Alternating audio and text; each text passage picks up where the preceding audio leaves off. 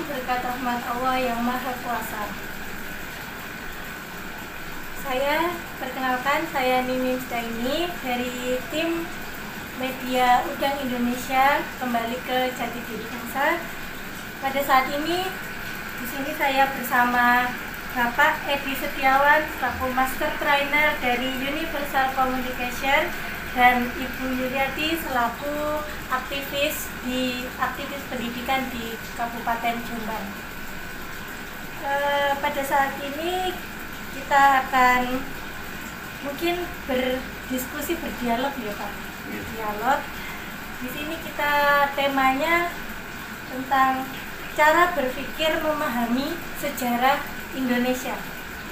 Jadi di sini mungkin mungkin seperti saya ya Pak, yang mohon maaf juga masih awam dalam hal sejarah. Di sini kita terutama untuk generasi-generasi muda dan generasi-generasi yang mungkin yang di atas Gen Z juga, mungkin yang ingin mempelajari sejarah atau mempunyai minat bakat di bidang sejarah. Di sini kita ingin mengetahui tentang bagaimana sih sebenarnya cara berpikir untuk memahami sejarah terutama di Indonesia ini. Karena kan Indonesia saat ini kan juga tidak lepas dari sejarah. Apa yang terjadi pada Indonesia saat ini juga karena adanya sejarah yang telah dilalui oleh Indonesia juga. Jadi pertama kita akan coba mengulik tentang mungkin bagaimana kira-kira tentang cara berpikir memahami sejarah Indonesia saat ini. Ya, terima kasih. Assalamualaikum warahmatullahi wabarakatuh. Salam berkat rahmat Allah yang Maha Kuasa. Jadi ada banyak hal sebenarnya yang memang perlu untuk didiskusikan. Yang pertama itu bahwa hal-hal yang memprihatinkan itu yang sekarang ada adalah minat untuk mempelajari dan mendalami sejarah, khususnya sejarah bangsa kita sendiri, bangsa Indonesia. Ini minatnya minim. Ya, saya akan berani mengatakan minim. Yang kedua, ya, di sekolah sendiri, sepengetahuan saya sekarang juga sudah tidak lagi diajarkan tentang sejarah. Bu Yuli ya, tidak diajarkan lagi. Nah, sedangkan ya, bagaimana kita bisa menjadi bangsa yang besar jika kita melupakan sejarah? Makanya Bung Karno sendiri mengatakan ya, jangan sekali-kali melupakan sejarah, jas merah. Maka di sini memang menjadi satu bagian tersendiri bagaimana supaya bangsa kita, baik dari generasi mudanya sampai yang istilahnya yang memang sudah lanjut usia, ini tetap punya kepedulian, tetap punya minat di dalam menggali sejarah Indonesia, karena itulah yang mengawali untuk muncul yang namanya kebanggaan nasional ya. Dan dari kebanggaan nasional itu akan muncul nanti yang namanya cinta kepada tanah air. Tapi di sesi ini saya tidak sedang mengajak untuk kita itu supaya ada minat terhadap sejarah, enggak, yaitu mungkin nanti di sesi lain. Yang ingin saya sampaikan sekarang itu adalah seandainya di antara yang sudah punya minat, apakah yang baru punya minat dan baru mempelajari sejarah, atau yang sudah mempelajari sejarah cukup lama ya, atau bahkan maaf mungkin sudah merasa bahwa dirinya ini menjadi bagian dari ahli sejarah, maka ada hal yang saya amati itu yang agak berbeda di dalam kita mempersiapkan cara berpikir kita. Memang kalau kita melihat cara berpikir sejarah-sejarah di dunia, anggaplah misalkan contoh ya sejarahnya Mongol gitu ya, atau katakanlah sejarahnya Alexander the Great ya, dari Yunani Macedonia ya, itu memang adalah sejarah penaklukan conqueror terhadap wilayah-wilayah yang lain ya, atau penguasaan atau ekspansi wilayah. Tapi ketika saya mempelajari sejarah yang ada di Indonesia, nah ini yang menarik karena pada dasarnya peperangan-peperangan yang terjadi antar kerajaan di Indonesia itu hampir, saya katakan hampir semuanya itu tidak ada yang dasar ekspansi wilayah. Nah, mengapa demikian? Karena ternyata setelah saya telusur, ini semuanya ini saling terkait sebagai sebuah keluarga.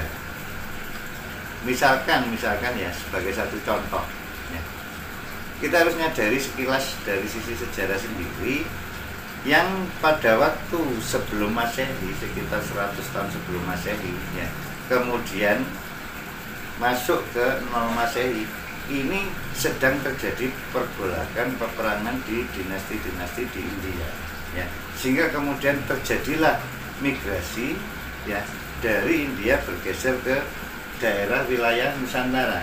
Ada yang memang migrasinya karena perang, ada yang karena dagang, ada yang karena macam-macam ya, baik pun itu ke daerah mungkin Sri Lanka, daerah Sumatera, Jawa, Kalimantan dan lain sebagainya. Nah, pada waktu itulah kemudian ada dari dinasti Pallawa di India itu yang kemudian punya hubungan dagang dengan daerah yang ada di, kalau sekarang itu masuk Pandeglang ya, Jawa Barat. Itu berhubungan dengan yang namanya tokoh yang di sana waktu itu adalah Ki Ageng Tirem ya. Yang kemudian yang dari dinasti Pallawa ini, rajanya jatuh cinta kepada anaknya Ki Ageng Tirem yang namanya Pohaji Larasati ya, dan kemudian menikah. Dan di sinilah kemudian setelah Ki Ageng Tirem meninggal, diserahkanlah yang namanya tanggung jawab untuk bina masyarakat, bina rakyatnya itu ke raja yang dari India ini ya. Barulah di situ muncul Salakanegara dengan raja pertamanya namanya Dewawarman ya. Kemudian ini diringkas di dalam ceritanya sampai di kerajaan Salakanegara ada namanya Dewawarman ke-8. Sebenarnya rajanya itu ada 11 ya, tapi yang ke-12 adalah Dewawarman ke-8. Dewawarman ke-8 ini kemudian ya, dia itu punya anak namanya Aswawarman ya. Nah, yang menarik bahwa Aswawarman ini diangkat anak oleh Raja Kudungga Kutai Martapura Kalimantan, yang kalau dulu disebut dengan Babulapura. Nah, mengapa kok bisa diangkat anak? Karena ini ada hubungannya dengan pada masa Dewawarman yang ke-7, jadi sebelum Dewawarman ke-8, permaisurinya Dewawarman ke-7 ini punya kakak ya, punya kakak yang kemudian dia menikah dengan putri penguasa Babulapura atau putri Kalimantan. Ya, daerah otomatis yang kemudian nanti jadi Kutai ya. Sehingga apa? Yang namanya kakak permaisuri Dewawarman ke-7, Sang Atwangga, putra Sang Mitrongga, ini menikah dengan putri dari Babulapura, yang kemudian ini muncullah anak yang namanya Kudungga jadi Raja Kutai Martapura pertama. Nah, Raja Kutai Martapura pertama Kudungga ini tidak punya anak lagi, punya anak wanita. Kemudian anaknya Dewawarman 8, jadi cucunya Dewawarman 7 ini diangkat anak di sana ya. Kemudian dinikahkan dengan putri Kudungga. Berarti kalau begitu, Salakanegara daerah Pandeglang Jawa Barat atau yang menguasai wilayah sampai hampir seluruh Jawa Barat dan sebagian Jawa Tengah, ini kan berarti ada hubungan kekeluargaan dengan Kutai Martapura. Makanya kalau sebagian ahli sejarah mengatakan ya bahwa Aswawarman ini adalah anak kandung dari Kudungga. Nah, ini yang aneh, karena apa? Karena nama Kudungga ini dari penelitian para ahli dianggapnya ini nama asli Indonesia. Sedangkan Aswawarman, ada Warman ini adalah marga dinasti Pallawa. Baru kita bisa memahami, loh ini ternyata ada hubungan dengan kerajaan Salakanegara. Kan seduluran. Misalkan lagi, setelah Salakanegara ini kemudian masuk ke kerajaan Tarumanegara ya. Di ujung dari raja terakhir Tarumanegara namanya Linggawarman, ini punya anak 2 ya. Satu itu kemudian ya dinikah oleh namanya Soba Kencana, ini dinikah oleh Dapuntahyang, raja pendiri pertama kerajaan Sriwijaya. Nah, berarti lagi-lagi Jawa dengan Sriwijaya ya, atau pada waktu itu salahkan negara Tarumanegara dengan Sriwijaya dengan Kutai, ini kan seduluran, satu saudara ya, satu saudara. Sama juga nanti ketika diurut lagi Kalingga, adanya kerajaan Kalingga ini dari India. Nah, Kalingga ini nanti ada hubungannya dengan Tarumanegara yang setelah itu jadi kerajaan Sundagara, di mana raja dari Galuh yang pada waktu itu namanya Brata Senawa yang atau disebut dengan panggilan Sanak, ini menikah dengan cucunya Ratu Sima Kalingga.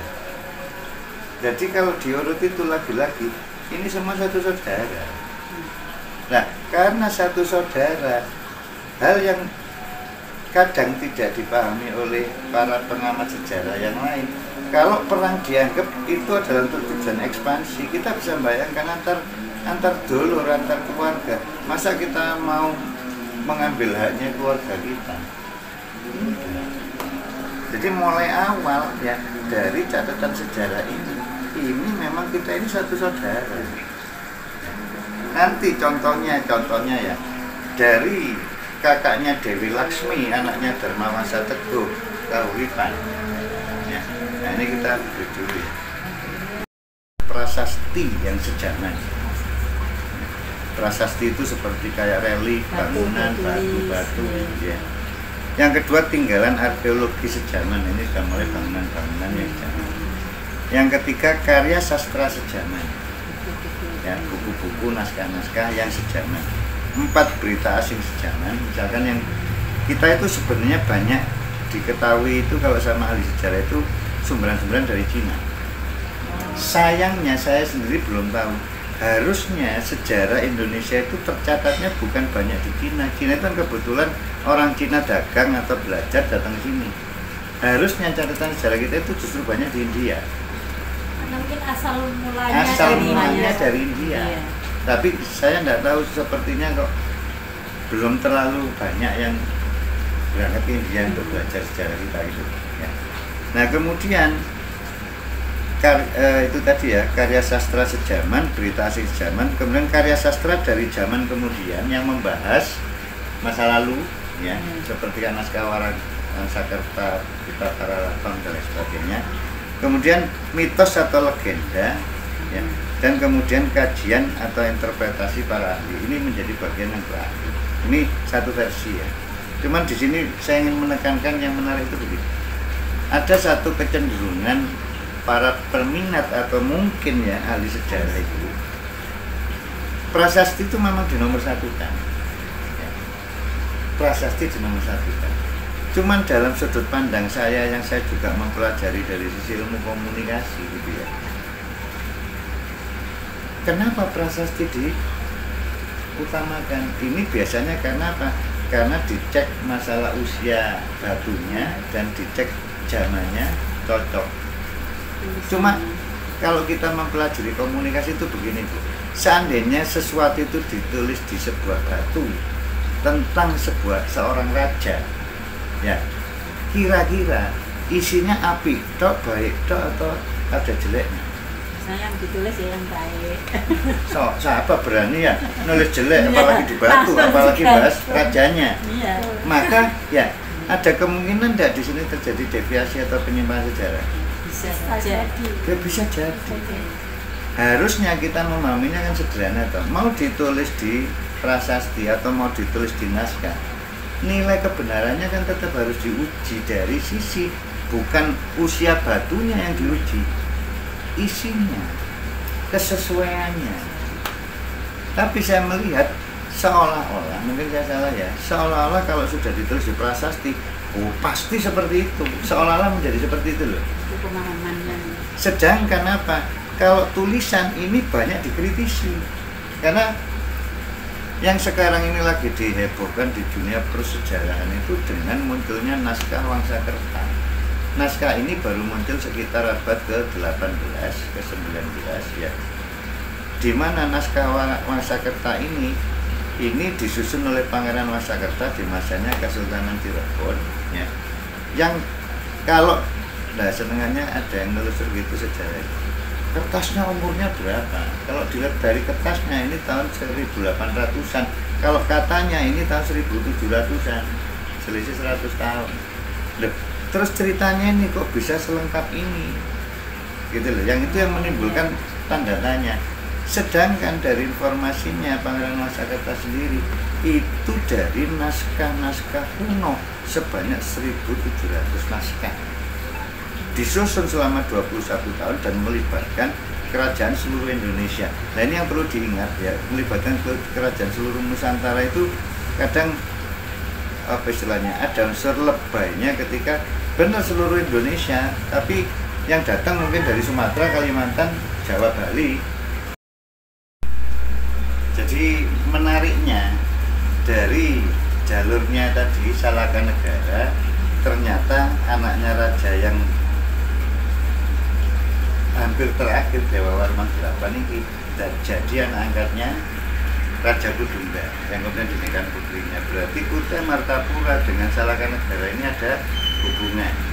Nanti dari dari Salakanegara muncul Tarumanegara. Yang pendirinya Tarumanegara itu adalah menantunya dari Dewa Warman 8. Jadi ini pun juga kan otomatis hubungan saudara. Turun Tarumanegara nanti akan sampai pada Linggawarman, raja terakhir. Ini punya anak yang tadi saya katakan Sobat Tenggana, dinikah sama Dabutayan, pendiri kerajaan Sriwijaya. Berarti jalurnya Tarumanegara dan Sriwijaya lagi-lagi ada saudara. Ya. Kemudian ya di masanya Sunda Galuh, setelah Tarumanegara muncul kerajaan Sunda Galuh, ini ya jalurnya saudara. Kemudian di masanya Sunda Galuh ini ya ada namanya anak-anak dari raja yang dari yang Galuh itu namanya Bratasnawa. Bratasnawa nikah sama Sanaha, cucu dari Putri Sima Kalingga. Ya. Maka menjadi anaknya dari Bratasnawa yang namanya Sanjaya. Ini nanti mewarisi kerajaan Sunda, kerajaan Galuh. Ini juga mewarisi kerajaan ibunya di Kalingga. Sehingga ketika dia jadi Raja Kalingga Utara, namanya Bumi Mataram. Jadi Kalingga itu ada dua. Ada Kalingga Utara namanya Bumi Mataram, ada Kalingga Selatan namanya Bumi Sembara. Yang ini nanti muncul kerajaan Gajayana Malang. Nah sehingga di sini gitu ya, lagi-lagi ini bukan penakutan ke Mataram Jawa Tengah, tapi ini adalah karena seduluran, persaudaraan. Dan ini sebenarnya bisa diurut bahkan sampai katakanlah dari Mojopahit sampai menjadi kerajaan Demak. Ini pun kan bapak sama anak, Brawijaya 5 Mojopahit, ya Demak Raden Patah, ini bapak anak keluarga. Ya, Mataram Islam dengan Pajang Raden Sutawijaya ini anak angkatnya Sultan Hadiwijaya Joko Tingkir, keluarga. Dan terus sampai misalkan sampai Mataram Islam, masanya Kesultanan Ngayogyakarta ya atau Kasunanan Surakarta, ini ya satu keluarga. Nah, sehingga karena kita mengetahui bahwa seluruh kerajaan di Indonesia ini adalah satu keluarga, disinilah landasan berpikir di dalam memahami sejarah. Kalau perang dianggap bicaranya adalah untuk ekspansi wilayah, ini tidak cocok. Ya, bukan ekspansi wilayah. Lalu alasan apa biasanya perang? Satu, balas dendam. Ya. Dua, tidak terima bahwa saudaranya yang jadi raja. Ya. Yang ketiga, lamaran ditolak. Nah itu diantara alasan-alasan yang terjadi perang. Dan sebenarnya kalau diamati seperti itu kan alasan timbulnya persoalan keluarga. Nah itu. Jadi kan ini sebenarnya kerajaan-kerajaan di Indonesia yang jumlahnya banyak itu kan sebenarnya juga ternyata saling terhubung, ada hubungan keluarga. Saling terhubung. Berarti kan konfliknya sebenarnya juga dari karena masalah eksternal keluarga sendiri nih, bukan di luar. Ya, istilahnya internal keluarga sendiri. Keluarga gitu. Iya. Bukan seperti yang selama ini di sejarah kan diceritakan bahwa ini karena ingin merebut wilayah kekuasaan, ekspansi. Makanya itu yang saya amati ya maaf ya. Saya melihat di YouTube yang menyampaikan tentang sejarah, di buku-buku yang menyampaikan sejarah. Ada hal yang saya katakan bagi saya kurang pas. Kenapa kok digambarkan seperti di luar negeri yang kalau perang itu ekspansi wilayah, perluasan wilayah. Kalau di Indonesia bukan. Kita itu memang satu saudara. Dan ada sebuah pola budaya ya, bahwa apa? Dari pihak-pihak kerajaan yang ada di Indonesia sendiri, di Nusantara ini, itu ada pola bagaimana supaya jalur darah ini tidak keluar, sehingga biasanya dinikahkan itu ya antar keluarga. Ini didapat anaknya raja sana, ini dapat anaknya raja sana, ini dapat anaknya raja sana. Masih saling terhubung. Saling terhubung. Makanya seperti tadi ya, ada yang satu dinikahkan dengan dengan Raja Baturadura Kalimantan, satunya dinikahkan namanya Dewi Indrani, itu dinikahkan dengan Raja Indrastapura, kerajaan. Iya. Tapi gini Bapak ini, ini berdasarkan yang kami dapat waktu sekolah. Ya. Misalnya suatu kerajaan itu ya, misalnya kerajaan Mojopahit lah yang itu kan.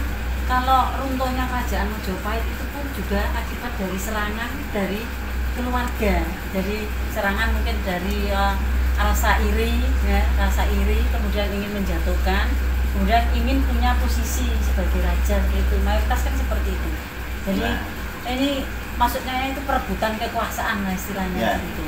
Kalau penjenengan tadi matur hubungan darah, tapi kenyataannya meskipun dalam suatu keluarga di keturunan kerajaan itu kan umumnya pada dasarnya itu seorang raja kan punya istri lebih dari satu.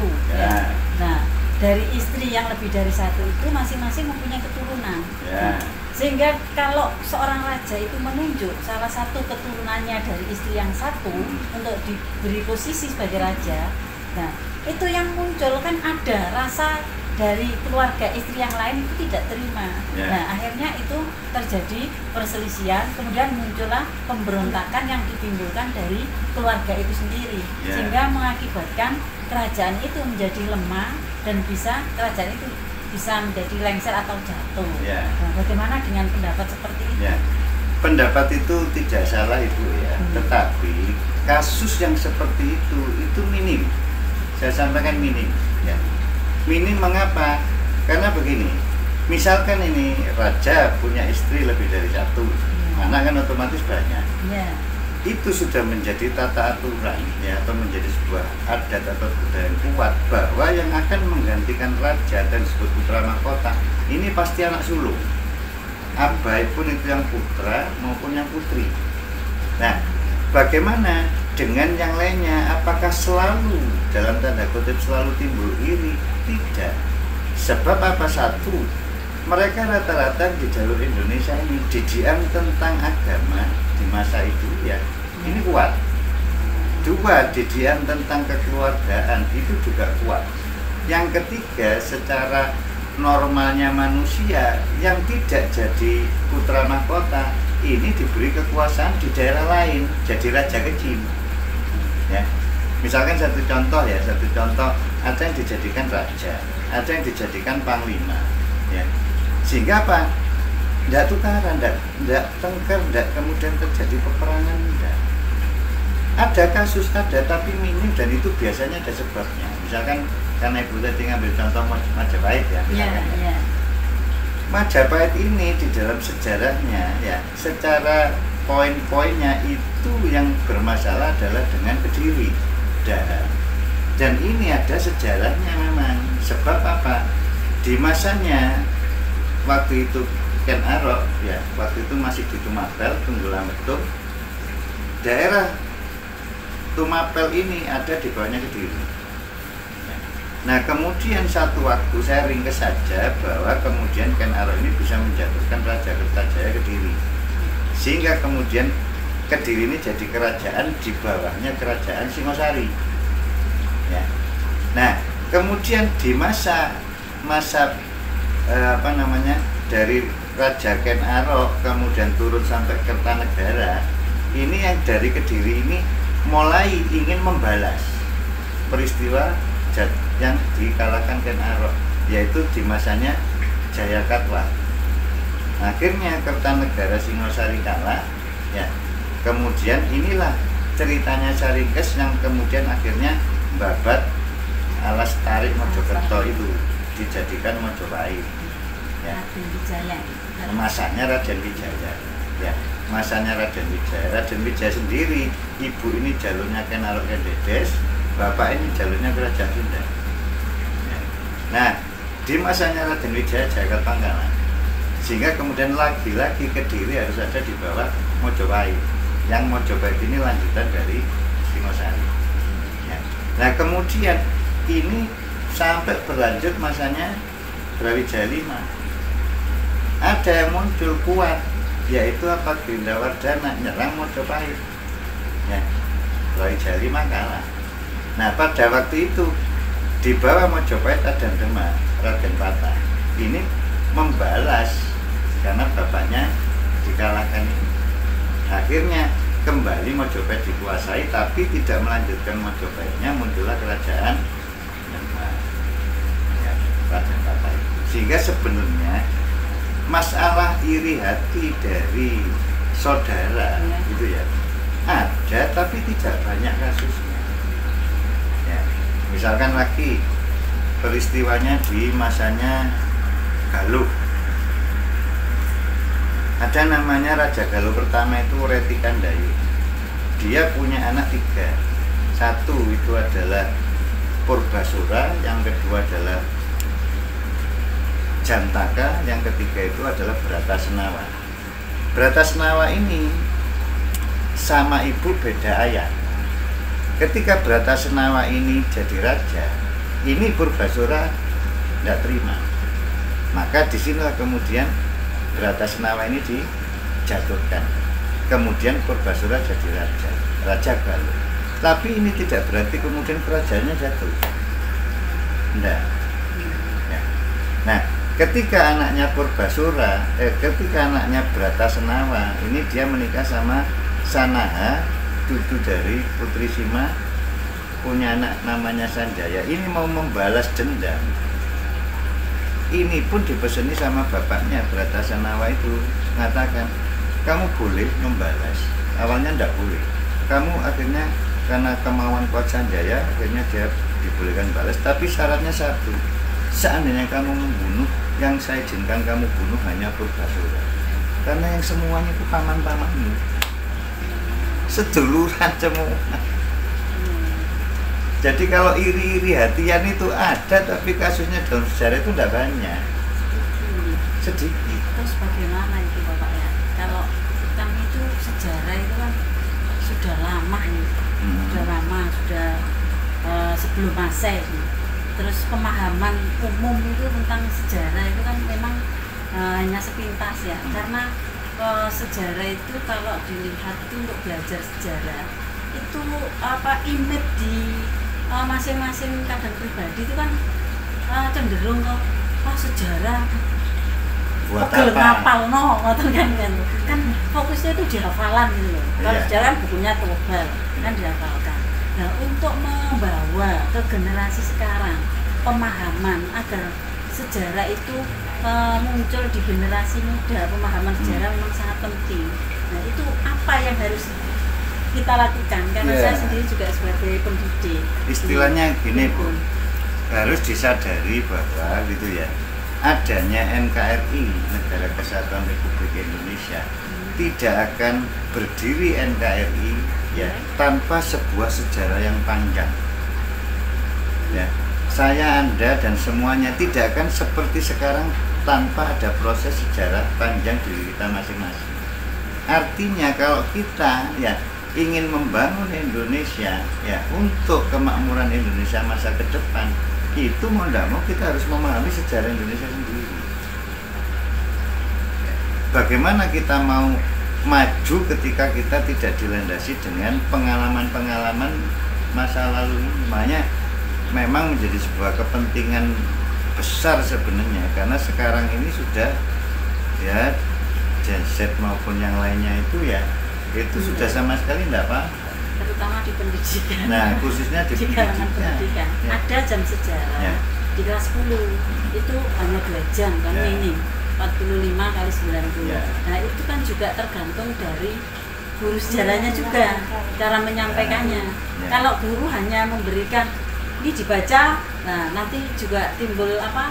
Waktu memberikan evaluasi kan hanya ditanyakan tanggal berapa, ini lahir di mana dan sebagainya. Tidak diberikan wawasan betapa pentingnya sejarah sehingga siswa itu menjadi terbuka dan mau belajar tentang sejarah. Ya, nah, terutama sejarah tentang dirinya sendiri. Sekarang pertanyaannya beginilah Bu ya. Untuk semuanya ini, apakah Anda ingin ya NKRI ini lenyap dari muka bumi? Apakah Anda ingin bangsa Indonesia ini lenyap? Pertanyaan dasar. Dan saya yakin semua akan jawab, kita tidak ingin. Nah, kalau kita tidak menginginkan itu, ya, maka ini menarik apa yang ditulis di salah satu buku, judulnya itu The Architect of Deception. The Architect of Deception itu tadi arsiteknya dari manipulasi. Ya. Yang nyusun Jurilina, orang Estonia, ya, daerah Eropa, daerah Rusia sana, dan dia mengatakan bagaimana kalau kamu ingin menghancurkan satu bangsa, satu, maka lakukan, kaburkan sejarahnya. 2, hancurkan situs-situs sejarahnya. 3, jauhkan dari budaya leluhur. Nah, kalau dari pendapat Jurilina seperti itu dan bangsa Indonesia sendiri tetap tidak mau mempelajari sejarah bangsanya, ya itu sama dengan membiarkan bangsa kita dihancurkan. Karena apa? Rumusan menghancurkan satu bangsa disebutkan oleh Jurilina tadi, 3 itu. Kaburkan sejarahnya, hancurkan situs-situsnya, ya, dan kemudian ketiga jauhkan dari budaya leluhur.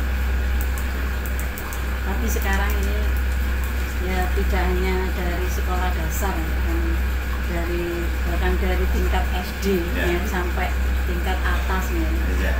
Itu juga anak-anak itu sudah banyak yang tidak tahu tentang sejarah, terutama sejarah kerajaan, dari mulai kerajaan pertama Kutai sampai Mojopahit, Sriwijaya itu anak-anak.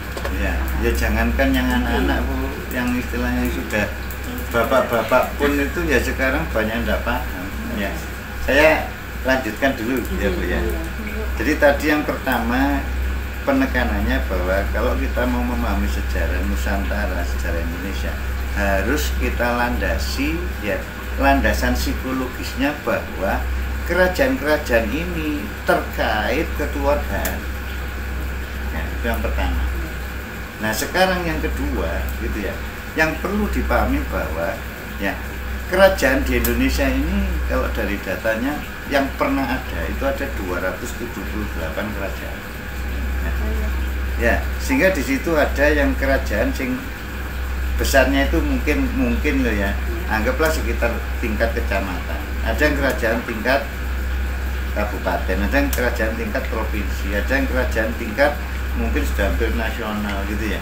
Nah, ini yang harus dipahami. Karena apa? Karena bukannya sebuah kerajaan itu biasanya baru muncul gitu ya. Sebenarnya enggak, kerajaannya sudah ada tapi kemudian berkembang, maju, meningkat, tambah membesar, sedangkan kerajaan besar kemudian mengecil.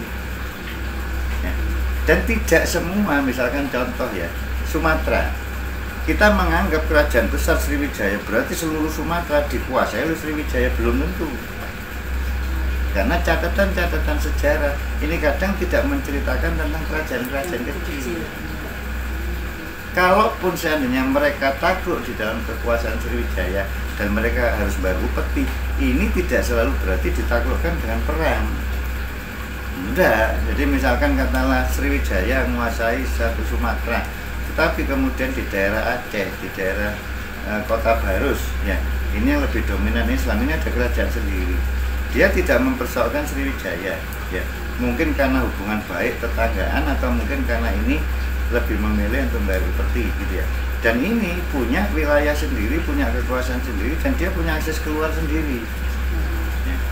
Sehingga kadang disinilah yang menjadi campur atau rancu ketika katakanlah ada hubungan dengan ya Kesultanan Islam misalkan di abad ke-7, itu jangan dianggap Sriwijayanya yang punya hubungan. Bahwa kalau ditelusur itu ternyata daerah Aceh atau Kota Barusnya. Nah, contohnya kayak gitu. Terus gini Bapak ini, Ya. seperti Mojopahit gitu ya, kan terkenal dengan patenya Gajah Mada. Ini saya kan kenalnya kerajaannya besar-besar, samudra bahasa yang diajarkan di sekolah. Ya. Itu kan kalau dari cerita guru sejarah itu kan Mojopahit itu kan melebarkan sayapnya, Ya. terus menyerang daerah-daerah sekitar untuk dikuasai, kemudian diduduki sehingga menjadi kerajaan Mojopahit yang besar wilayahnya, kan itu. Nah, itu yang pertama. Kemudian yang kedua, tadi Bapak kan menjelaskan kalau kerajaan kecil itu membayar upeti ya. Kalau upeti itu dalam pemahaman kami itu kan kayak penjajah nih.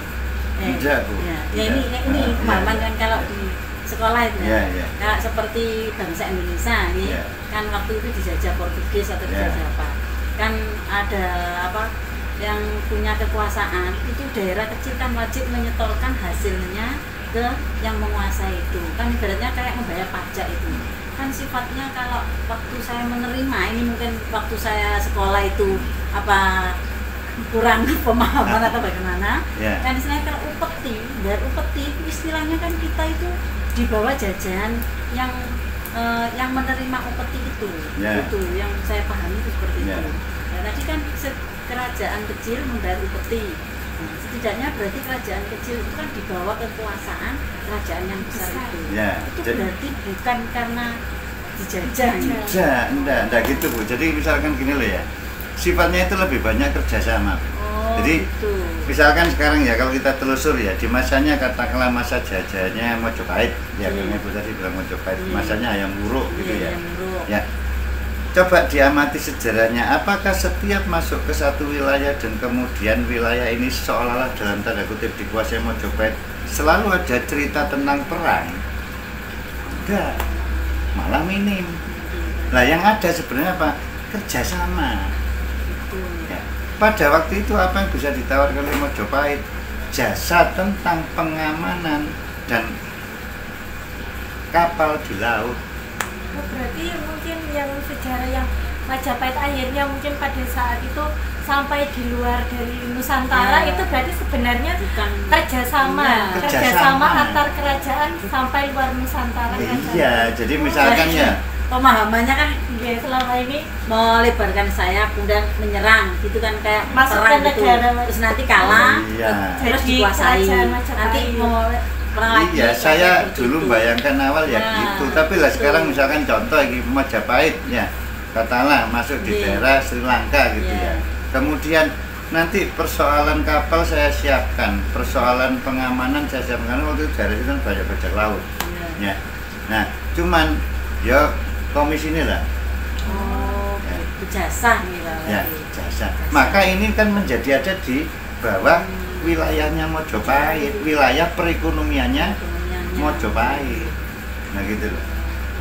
Nah. Pemahaman yang salah Nah. waktu saya sekolah. Misalkan sekarang bicara upeti, Iya, ya, upeti. upeti saya tadi gambarkan seperti pajak. Iya. Ibu tiap kali kan bayar pajak loh sekarang, Iya, ya toh? Iya.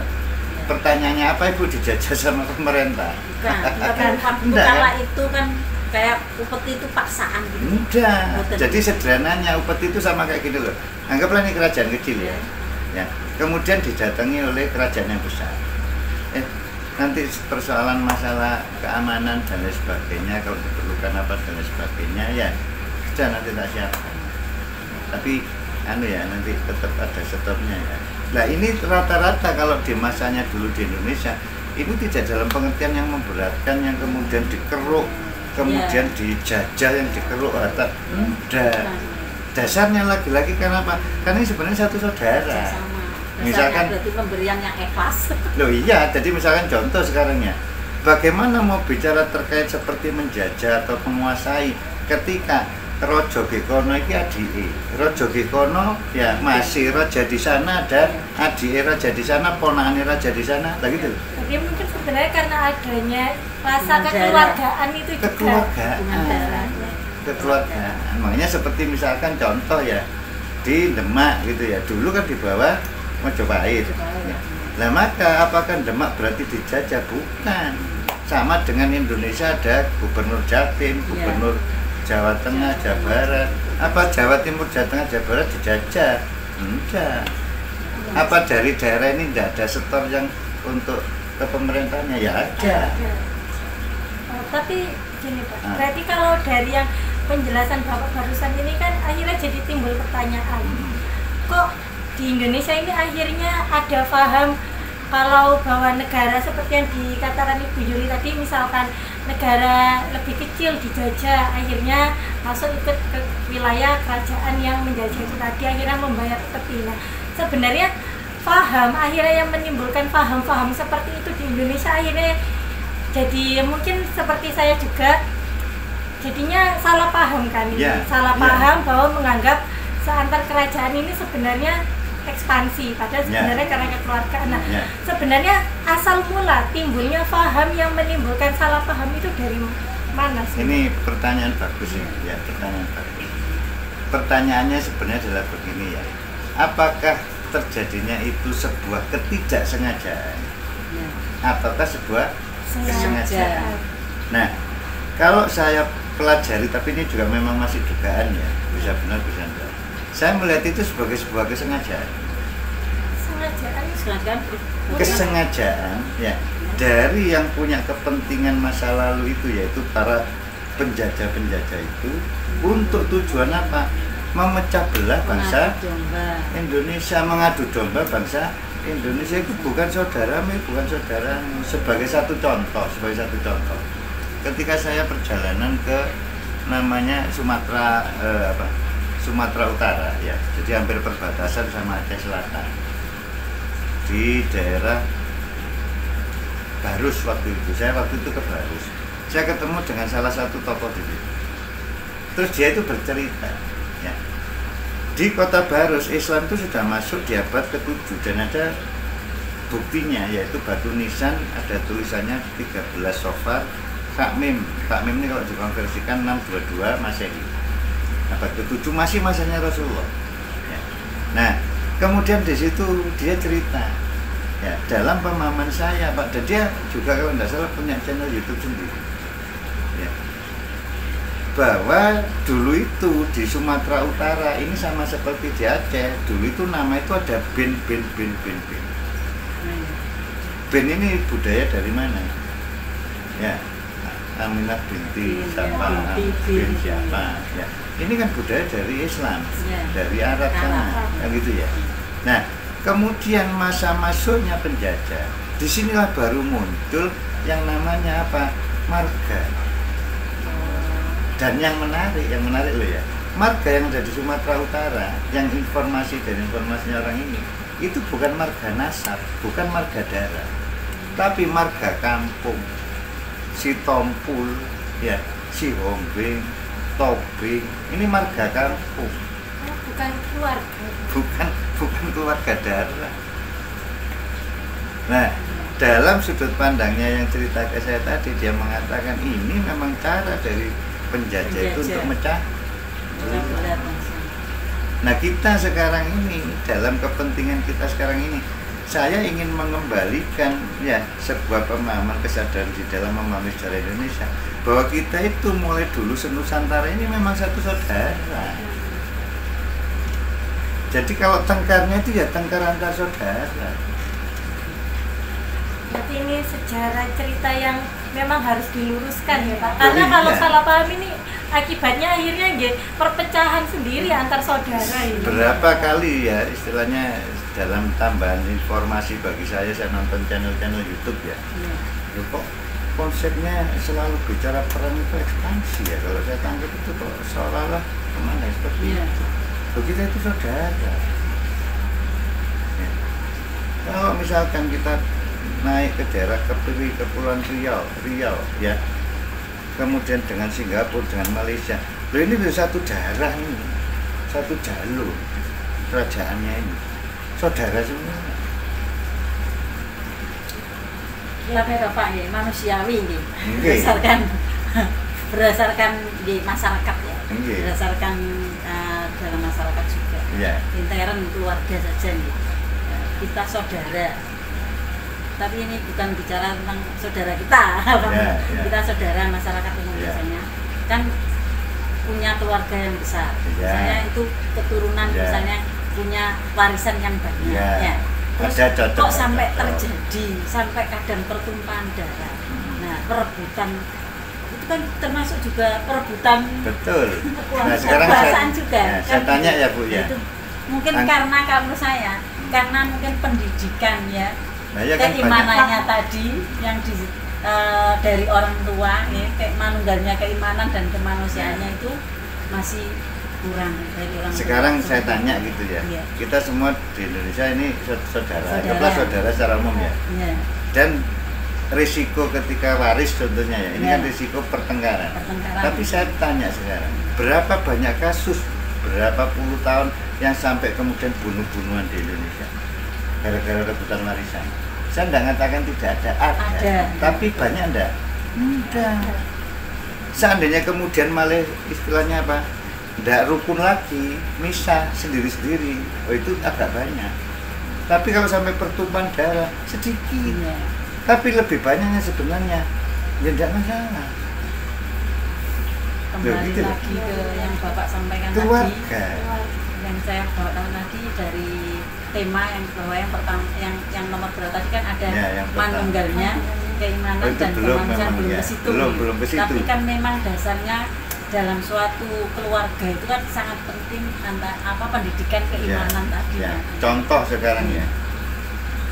Kita sekarang sedikit bergeser bicara ke kerajaan Kahuripan.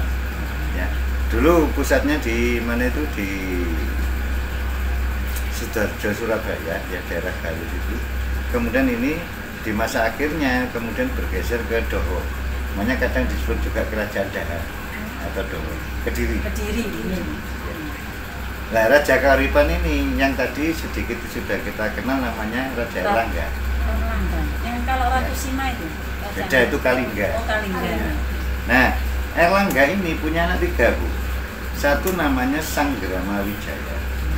Ya, ini cewek. 2 namanya Samarawijaya, cowok. 3 namanya Mapanji Brasaan, ya cowok. Nah, karena rata-rata di Indonesia mulai dari sejak 0 Masehi dan saya tadi cerita adalah migrasi dan hubungan dengan India, ini banyak yang basicnya atau dasarnya ini pendeta atau brahmana. Awalnya kesatria, ya. Tapi beberapa waktu kemudian brahmana, sehingga pendalaman mereka terhadap agama masing-masingnya itu kuat.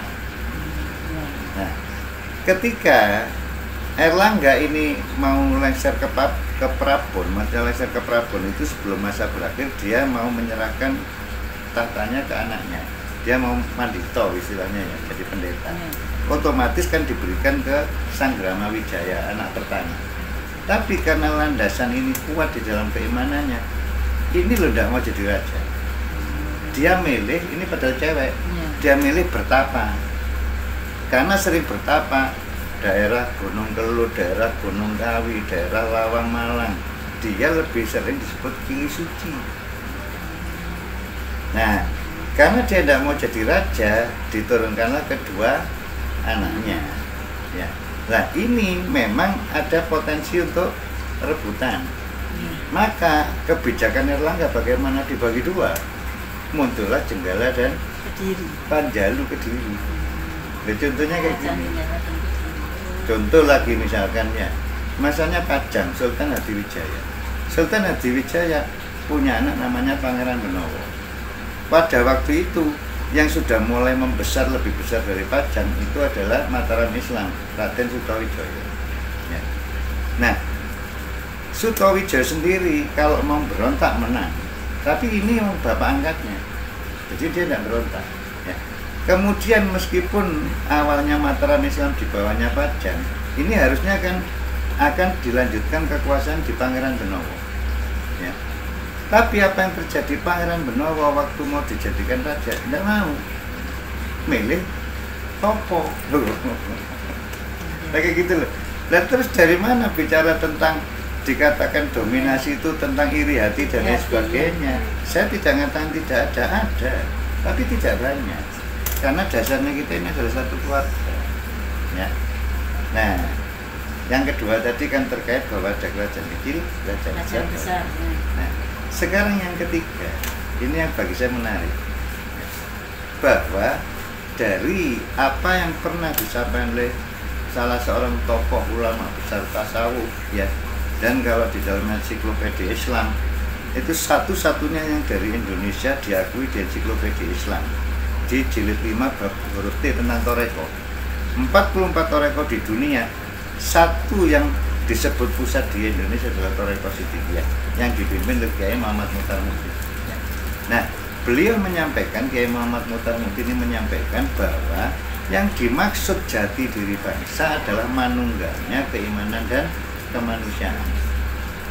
Nah, beliau juga mencanangkan sebuah kegiatan atau aktivitas atau menyarankan untuk bangsa Indonesia itu kembali ke jati diri bangsa, untuk kembali memanunggalkan keimanan dan kemanusiaan. Maka di sini menarik bagi saya karena ini memang landasan dari negara kita, satu yang disebutkan di pembukaan Undang-Undang Dasar alinea ketiga, atas berkat rahmat Allah ya, yang Maha Kuasa dan dengan didorongkan keinginan luhur. Atas berkat rahmat Allah yang keimanan, didorongkan keinginan luhur kemanusiaan. Ya. Dan ini kemudian menjadi dasar negara di alinea kelima, yaitu sila pertama, sila kedua, masalah ketuhanan yang Maha Esa dan kemanusiaan yang adil dan beradab. Satu ya, sila pertama, sila kedua inilah yang menjiwai seluruh sila. Maka Bung Karno mengatakan, saya bukan pencipta Pancasila, saya penggali Pancasila. Ini digali oleh Bung Karno dari mana? Dari budaya bangsa. Nah, manunggalnya ketuhanan yang Maha Esa atau keimanan dengan kemanusiaan yang adil beradab, manunggalnya keimanan dan kemanusiaan inilah yang disebut jati diri bangsa. Nah, kemudian saya telusur ini di dalam sejarah, mulai masa Salaka Negara, Tarumanegara, Sunda, Galuh, Mataram kuno, Kutek, ya, kemudian Sriwijaya dan seterusnya sampai Mataram Islam dan sampai sekarang. Itu kalau raja-rajanya itu memang memegang kuat jati diri bangsa, manunggalnya keimanan dan kemanusiaan, ini dalam sejarah mesti rakyatnya makmur, kerajaannya itu berkembang. Contoh, gitu ya. Masanya Tarumanegara, kita kenal raja keempat kalau saya tidak salah, namanya Raja Purnawarman. Ini sampai berkembang, ya, rakyatnya makmur. Saya amati bagaimana tentang masalah keimanan dan kepedulian sosial kemanusiaannya. Ini manunggal. Daerah Kutai, Martapura, Mulawarman, ya, setelah Kudungga, Swawarman, Mulawarman. Ini menjadi kerajaan besar. Ini manunggal, ya. Masuk kemudian masanya Tarumanegara, ada Sanjaya, masuk kemudian Galuh, ya, masuk kemudian Mataram kuno, ya, Mataram Hindu, Raja Sanjaya, Rakai Garung yang bikin Borobudur, Rakai Pikatan yang bikin Candi Prambanan. Ini rata-rata manunggal keimanan kemanusiaan, maka bisa besar, ya, sampai terus kalau dipikir sampai kemudian masanya Sultan Ageng, Sultan Agung, ya, Mataram itu kerajaan besar, termasuk Sriwijaya dan juga Majapahit, masanya yang buruk. Di mana raja ini menjaga kuat keimanan kemanusiaannya, ini jadi kerajaannya besar, rakyat makmur sejahtera. Bagaimana ketika rajanya ini lebih dominan keimanannya? Kan ada, misalkan Raja Singawarman, ya, yang kemudian memunculkan Tarumanegara, ini memang pendeta Brahmana dari India, dinasti Salangkayana itu. Ini dominan dari sisi keagamaan atau keimanannya. Rakyat tenang, tapi perkembangannya tidak terlalu besar. Nah, tapi kalau kemanusiaannya yang kuat, keimanannya lemah, ini yang biasanya banyak pemberontakan. Nah, kalau yang manunggal keimanan dan kemanusiaan, ini loh yang kerajaan itu menjadi jaya, kemudian rakyatnya itu, ya, makmur, kerajaannya berkembang. Tapi ya sebenarnya Indonesia sejak zaman dulu itu sebenarnya sudah sangat hebat ya Pak. Mungkin dari segi dasarnya sendiri keimanan kemanusiaan, jati dirinya sudah jati dirinya kuat. Iya, karena sebelum masuknya Hindu yang dari India, termasuk juga Buddha dari India, kita masuk Hindu Buddha itu dari India ya. Masanya Ki Ageng Tirem yang saya tadi cerita Salakanegara 100 tahun sebelum Masehi sampai 130 sebelum munculnya kerajaan Salakanegara. Ki Ageng Tirem ini tokoh spiritual yang memimpin sebuah wilayah, gitu loh. Ya. Dan apa yang dia yakini, yang diyakini di masa itu disebutnya adalah apa? Kasangyangan, yaitu agama monoteisme, agama yang meyakini bahwa Tuhan itu satu. Dan jalurnya kemudian Hindu, Buddha masuknya ya agama-agama lain sampai masuknya Islam. Ini kita jalurnya itu adalah keimanan terhadap Tuhan yang esa. Ini dari penjelasan penjenengan panjang lebar itu mulai sampai ke meninggalnya keimanan dan kemanusiaan.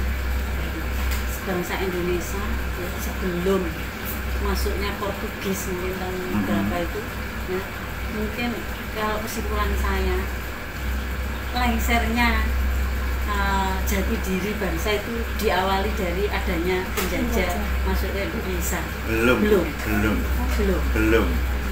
Yang perlu panjenengan ingat ya, Portugis masuk Indonesia itu karena diundang loh, bukan datang sendiri.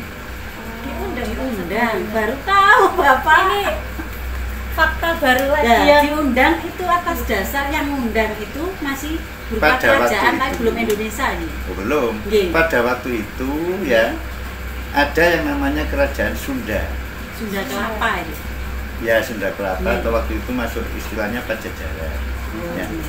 Ini merasa bahwa ya dia ini sudah merasa kan ini masih masa transisi ya, masih masa transisi ini berhadapan dengan kerajaan Kesultanan Islam, yaitu 1 Kesultanan Banten, 2 Kesultanan Cirebon, ya, 3 Kesultanan Demak.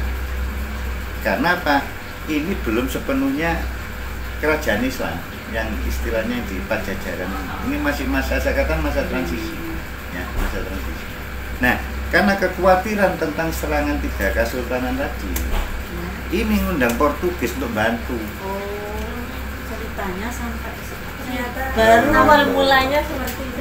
Kira Portugis itu kan kalau di sejarah yang dibentuknya kan penjajah. Iya. Yang menjajah.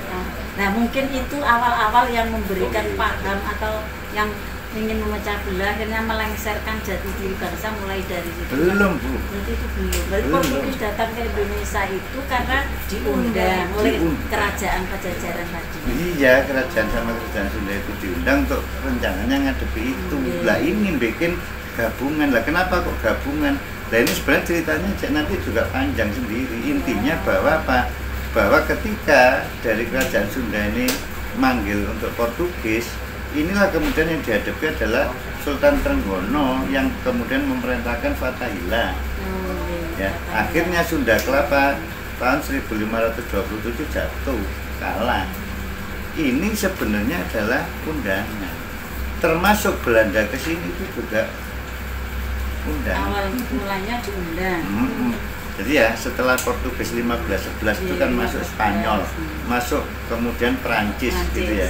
Kemudian setelah itu masuk Inggris, masuk Belanda, VOC, ya, masuk Inggris dan kemudian setelah itu adalah Jepang. Ya. Nah, pada waktu itu Belanda itu sebenarnya kan yang masuk sini kan VOC ya, itu kan usaha dagang, kan gitu ya. Dagang tapi bagaimana supaya bisa memonopoli daerah dan wilayah perdagangan. Nah, yang ditawarkan Belanda di dalam proses awalnya itu bukan bicara dagangnya. Kalau dagangnya Belanda itu tidak punya nilai jual. Kenapa harus jual ke Belanda? Apa manfaatnya? Nah, apa yang ditawarkan Belanda? Yaitu apa? Jasa security-nya, punya pasukan, punya senjata. Sehingga kenapa kalau diceritakan kerajaan-kerajaan ini, ya kemudian musuhnya Belanda, ini karena ada yang ngundang minta jasanya Belanda, otomatis jasa itu kudu dibayar. Ya. Tapi karena sebagiannya akhirnya ini tidak terbayar, terutang. Gitu loh. Terutang sehingga kenapa diantaranya kitab-kitab kita banyaknya kan di Belanda. Kalau kita minta atau diminta antar negara kembalikan ke Indonesia, tidak apa-apa, tapi bayaran biaya perangku karena banyak diutang. Makanya kenapa VOC di masanya perjuangannya sambil nyawa bangkrut. Pengertian bangkrut itu karena apa? Sebagian alasan mengatakan banyak pengurus VOC yang korupsi, ya. Tapi sebagian lagi adalah untuk biaya perang di Jawa karena tidak terbayarkan, utang disemayani. Ini banyak sekali fakta-fakta yang baru yang ketahui. Banyak sekali ya dari hal-hal yang memang menarik karena apa? Ya itulah situasinya. Bagaimana Bapak nanti ke depannya terutama meluruskan untuk, itu? Nah, terutama untuk generasi muda, pemahaman. pelajar-pelajar. Di masanya Bung Karno dan teman-temannya Muhammad Yamin, Haji Agus Salim, Dr. Muhammad dan sebagainya. Itu kalau saya amati keimanan kemanusiaan itu masih kuat. Masih kuat. Istilahnya belum longsor, makanya kenapa ini kita pada waktu itu bisa memerdekakan diri ya, dan kemudian bisa disegani di dunia. Nah sekarang levelnya kayak Perdana Menteri Malaysia Mahathir Mohamad ya, itu aja disebut oleh dunia apa? Little Soekarno. Soekarno cilik, Soekarno kecil. Ya. Loh kita sampai tingkat karena pada waktu masanya Bung Karno Hatta itu sama-sama kuat manungganya keimanan dan kemanusiaan. Nah generasi setelah itu loh yang longsor. Gitu loh, bukan itu nih sebelum apa penjajahan gitu. Berarti masih apa para pejuang kita itu masih kuat. Masih kuat. Kuat dan sekarang sampai ya kalau keimanan kemanusiaan tidak kuat, bagaimana terjadi perang Surabaya, perang Diponegoro, itu masih kuat.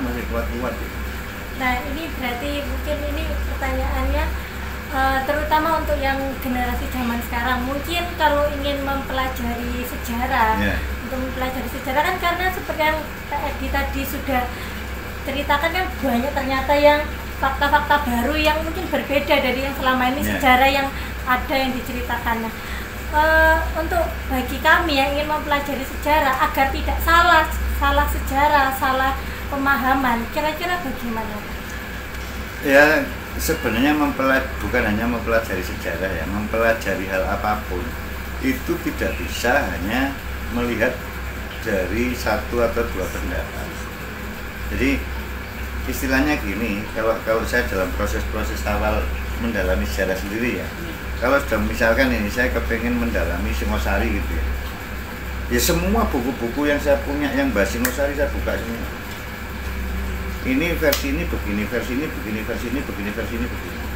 Channel YouTube yang bahas Singosari saya tonton semua.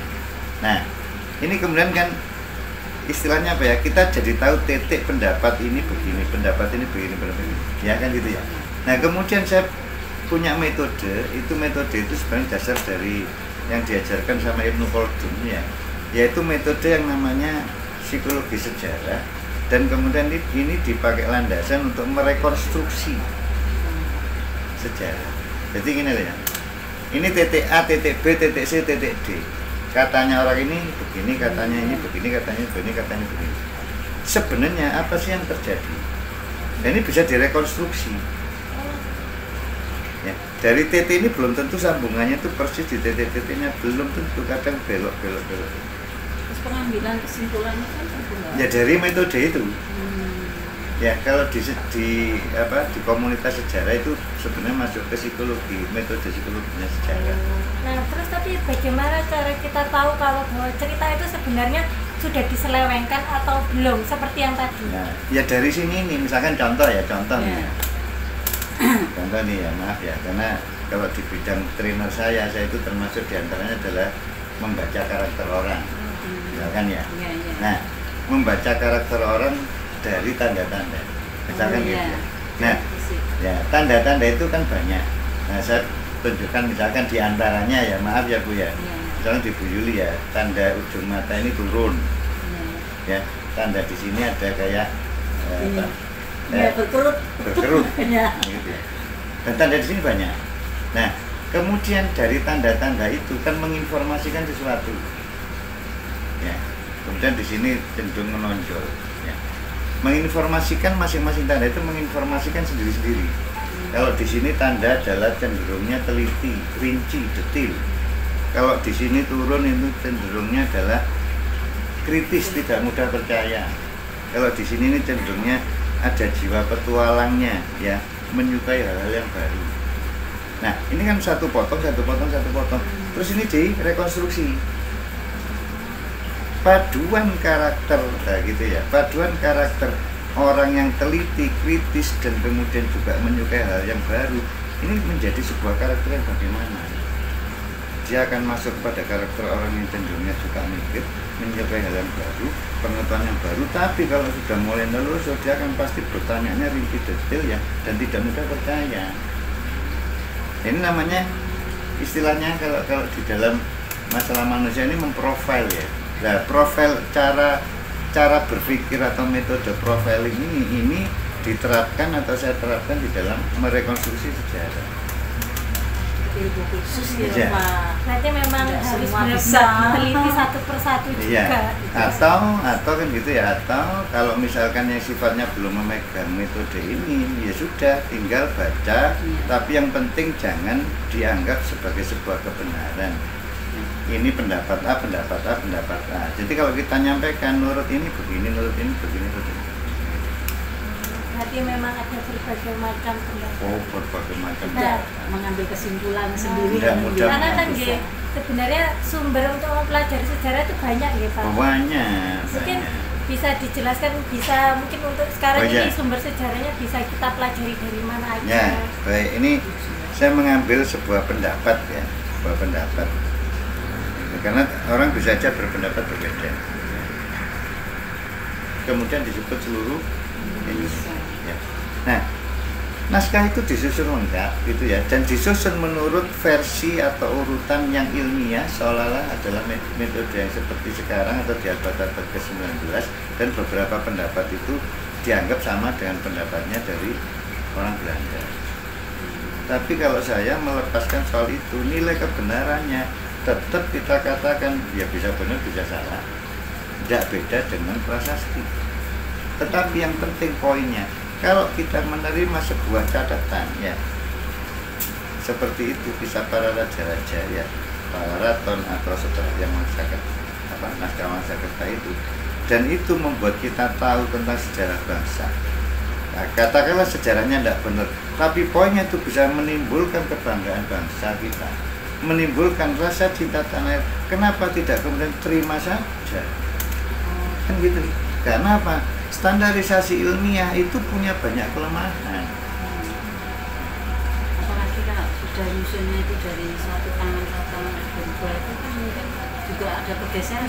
Ini ada pergeseran, tapi saya tidak memandang dari sisi itunya ya Bu ya.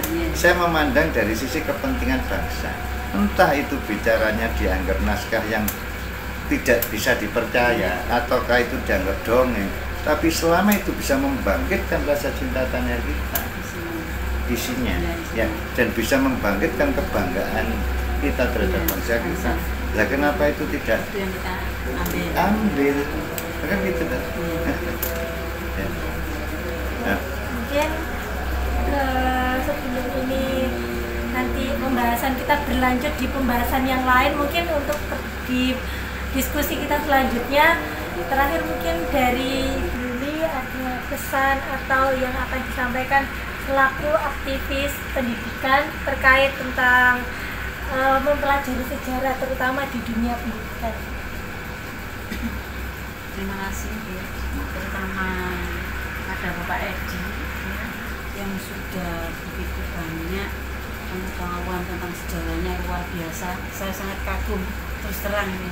Saya baru mendapatkan pencerahan tentang sejarah, terutama sejarah asal mula Indonesia, mulai dari zaman kerajaan pertama di Indonesia yaitu Kerajaan Kutai sampai Majapahit Sriwijaya. Kalau menurut kesimpulan saya, ternyata dari kerajaan itu adalah satu saudara, ya, satu saudara. Yang saudara berarti yang mempunyai rasa keimanan dan kemanusiaan yang kuat, sehingga tidak mungkin dari kerajaan-kerajaan itu saling menjatuhkan satu sama lain, sehingga ada hubungan yang erat, dan hubungan itu adalah hubungan yang di situ saling melindungi dan saling membantu. Nah, untuk pelajaran sejarah di dunia pendidikan, terus terang Bapak, ini yang kami alami semenjak saya sekolah dulu juga dari SD sampai SMP memang sangat minim sekali. Jadi hanya diberikan 2 jam pelajaran untuk saat ini. Saya kira itu juga penyampaiannya sangat kurang kalau menurut saya pribadi terhadap generasi bangsa. Nah, setidaknya itu perlulah untuk pemerintah ya, untuk di era pendidikan yang baru ini, tentunya wajiblah pemerintah itu memberikan kurikulum sejarah lagi seperti PSBB. Kalau dulu ada PSBB, sejarah perjuangan bangsa terutama itu, sehingga generasi muda itu tidak putus mengetahui akan tentang sejarah cinta tanah airnya, sehingga bisa menimbulkan rasa cintanya kepada bangsa yang kita miliki ini ya, sehingga ada keikatan yang kuat dengan rasa cintanya. Tentunya maka generasi muda itu tentunya akan menjadi generasi penerus yang akan meningkatkan atau maksudnya itu melindungi bangsanya terutama itu. Kemudian yang ketiga yang kami dapatkan di sini, kami dapat menemukan atau mendapatkan hal-hal yang baru yang tadinya pemahaman kami tentang sejarah itu keliru mungkin ya, atau kurang tepat. Di saat ini ya, saya begitu paham ya bahwa ada beberapa titik-titik yang di situ yang sangat penting yang harus dipahami. Jadi bukan untuk diri saya sendiri, terutama untuk generasi muda. Jadi untuk Bapak Edi, kami mohon kesempatan seperti ini nanti bisa dilanjutkan ya, ke depannya, dan saya pribadi pun siap untuk mendengarkan. Siap untuk mendengarkan dan siap untuk menambah ya wawasan tentang sejarah, sehingga dalam diri saya sendiri akan muncul rasa cinta kepada tanah air kita ini tercinta, karena kita udara yang kita hirup, makanan semuanya adalah dari Ibu Pertiwi. Kalau tidak ada rasa cinta, mungkin akan tidak peduli dengan negara ini.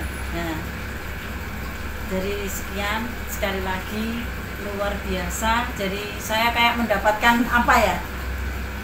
Jadi hari ini saya tidak bermimpi Bapak bisa luar biasa. Selama ini saya hanya tahu penjenengan dari jauh. Dan saya juga terima kasih sama Pak Udan yang tadinya saya ditelepon. Kebetulan saya hari ini itu ada acara Bapak. Tadi sama teman-teman di BCTA mau ikut ke Bojonegoro untuk itu. Tapi saya di dalam diri saya yang paling dalam, saya memilih ke dalam penjenengan untuk menambah wawasan tentang sejarah. Sekali lagi mohon maaf dan terima kasih atas ilmu yang diberikan kepada saya pribadi ini hari ini. Untuk nanti kedepannya, untuk peserta didik saya akan saya sampaikan walaupun itu setetes, karena itu adalah kebenaran. Mohon maaf bila ada salah kata. Untuk saya pribadi, saya akhiri. Wassalamualaikum warahmatullahi wabarakatuh.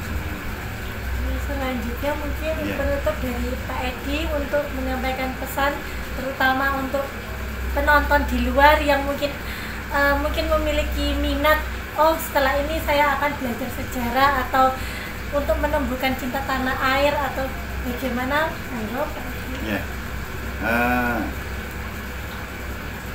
Beberapa poin ya yang kita diskusikan pada sesi sekarang ini, yaitu poin pertama bahwa kerajaan yang sebegitu banyaknya, seandainya kita telusur, pada dasarnya kita ini adalah satu saudara, sehingga tidak ada alasan untuk terpecah belah, tidak ada alasan untuk mau diadu domba ya, karena tidak bisa diingkari kita ini adalah satu saudara, dan bukan hanya saudara sebangsa dan setanah air, tapi memang saudara-saudara.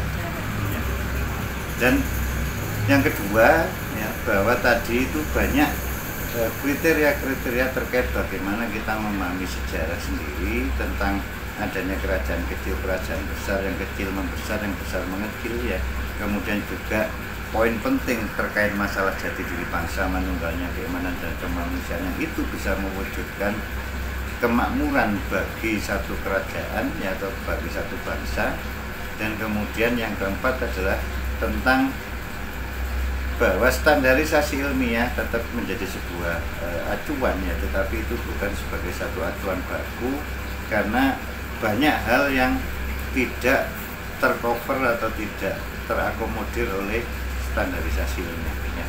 Sehingga disinilah kita perlu membuka diri terkait bahwa sebuah kisah apapun ya, khususnya di dalam masalah sejarah, kalau itu bisa membawa kepada timbulnya kebangsaan, kebanggaan terhadap bangsa kita ya, bisa menimbulkan cinta, lebih cinta kepada tanah air kita, lah kenapa enggak itu untuk kemudian digunakan ya. Dan ini yang nanti juga akan menjadi menarik, bahwa kita sebenarnya adalah satu saudara. Ini nanti yang mungkin di sesi selanjutnya kita akan telusur lebih jauh asal usul bangsa kita ini, darahnya ini dari mana sebenarnya ya. Karena sebagian mengatakan jalurnya itu ada yang dari jalurnya ya, mengatakan dari Alexander the Great naik sampai Nabi Sulaiman, naik sampai Nabi Ibrahim, naik sampai Nabi Nuh. Nah ini nanti kita akan bahas di selanjutnya, sehingga dari situ lagi-lagi bahwa ya, bangsa kita ini memang adalah bangsa yang besar, baik dari sisi nasab darahnya gitu ya, maupun dari sejarah bangsanya sendiri ya. Supaya apa? Supaya kita tahu bahwa sampai munculnya NKRI ini merupakan sebuah rangkaian sejarah yang panjang. Betapa masing-masing kerajaan yang punya kekuasaan sebegitu kuatnya terhadap wilayah dan rakyatnya, bagaimana ceritanya sampai kemudian merelakan untuk bergabung dan menjadi satu di negara Kesatuan Republik Indonesia ya. Sekali lagi, jangan pernah melupakan sejarah ya, dan melalui sejarah mereka akan menghancurkan bangsa kita, dan melalui sejarah kita juga menguatkan bangsa kita, menguatkan rasa cinta tanah air kita, supaya kita bisa kembali ke jati diri bangsa, manunggalnya keimanan dan kemanusiaan ya. Saya pikir cukup dari saya. Terima kasih Bapak Edi Setiawan dan Ibu Yuli yang sudah berkenan hadir pada saat ini. Tentunya kali ini kita mendapat ilmu baru yang sangat bermanfaat bagi kita semua, dan mungkin untuk penonton yang memiliki pertanyaan atau mungkin ingin tahu beberapa hal lebih lanjut, mungkin bisa ditanyakan di kolom komentar juga nanti. Nah, selanjutnya kita nanti akan bertemu lagi di dialog pertemuan kita selanjutnya, di mungkin pembahasan lain yang mungkin akan lebih banyak mengulas lagi tentang Indonesia. Mungkin untuk sekarang ini sekian, cukup dari kami. Salam, terima kasih. Salam berkat rahmat Allah yang Maha Kuasa.